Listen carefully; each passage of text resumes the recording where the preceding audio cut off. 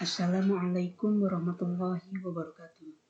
Kami dari kelompok 9, mata kuliah Sejarah Peradaban Islam, Pendidikan Fisika, UIN Sunan Gunung Jati Bandung, akan menjelaskan mengenai peradaban Islam masa dinasti-dinasti kecil. Saya Muhammad Miftah akan mencoba menjelaskan dinasti yang pertama, yaitu dinasti Aghlabiyah. Dinasti Aghlabiyah merupakan sebuah dinasti yang pusat pemerintahannya berada di Kairawan, Tunisia.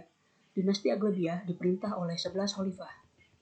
Nama dinasti ini dinisbatkan dari nama Ibrahim ibnu al-Aghlab, seorang perwira dalam barisan tentara Abbasiyah pada masa pemerintahan Khalifah Harun al-Rasyid. Pada masa pemerintahan Khalifah Harun al-Rasyid, muncul dua kekuatan yang mengancam stabilitas kekhalifahan Abbasiyah, yaitu dinasti Idrisiyah dan kelompok Khawarij.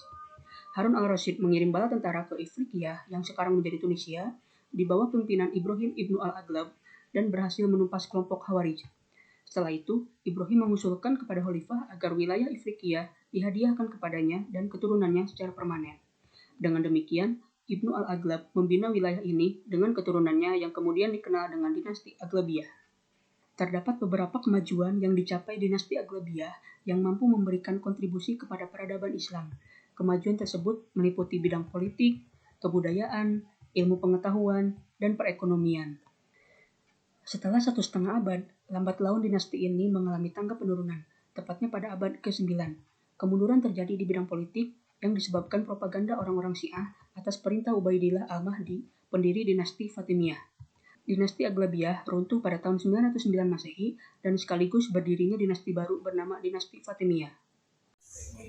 Yang selanjutnya yaitu dinasti Fatimiyah pada tahun 909 sampai dengan 1171 Masehi. Dinasti Fatimiyah merupakan pengejawantahan terlembaga sekte Syiah Islamiyah dalam realitas sejarah.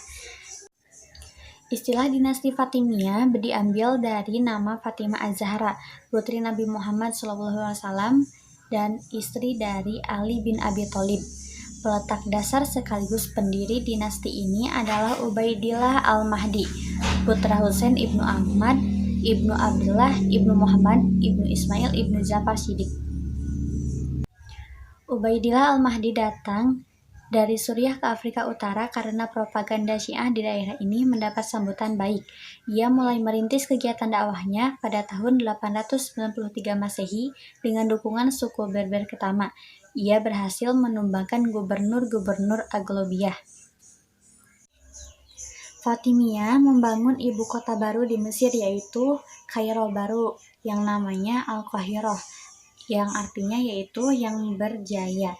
Dari Mesir, kekuasaannya meluas hingga ke Palestina dan Suriah. Kemajuannya yang dicapainya adalah didirikannya Masjid Al-Azhar. Selama berkuasa, dinasti ini dipimpin oleh 14 khalifah, yaitu seperti yang terdapat di layar. Kehancuran dinasti Fatimiyah diakibatkan adanya serangan yang dilakukan Nuruddin al-Zanki. Selanjutnya yaitu dinasti Ayyubiyah pada tahun 1171 sampai dengan 1250 Masehi. Dinasti ini menggantikan dinasti Fatimiyah dengan Salahuddin Ayyubi sebagai khalifah pertama. Kemajuan yang dicapai dinasti ini adalah pembangunan madrasah-madrasah, didirikan 25 kuliat, didirikan lembaga-lembaga ilmu baru, bermunculan karya ilmiah, dan didirikan rumah sakit. Dinasti ini dipimpin oleh 9 khalifah.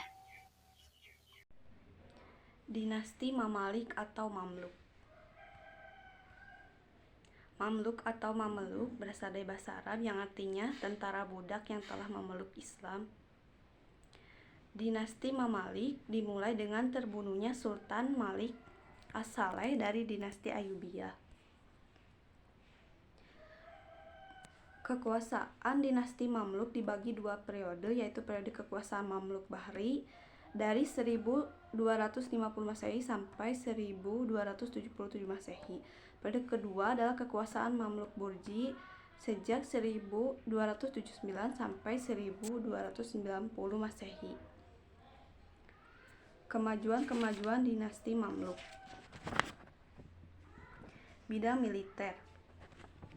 Para Mamluk dididik untuk menjadi tentara berkuda dan belajar taktik perang serta mematuhi aturan Prusia.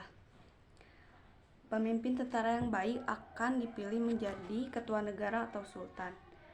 Bidang pemerintahan, dinasti Mamalik mengangkat kelompok militer sebagai elit politik. Bidang ekonomi, dinasti Mamalik membuka hubungan dagang dengan Prancis dan Italia. Bidang ilmu pengetahuan, banyak ilmu pengetahuan yang berkembang di Mesir seperti sejarah, astronomi, matematik, dan ilmu agama. Bidang seni dan budaya, pengembangan seni dan budaya yang sangat tinggi seperti arsitektur, keramik, dan karya arsitek dalam logam.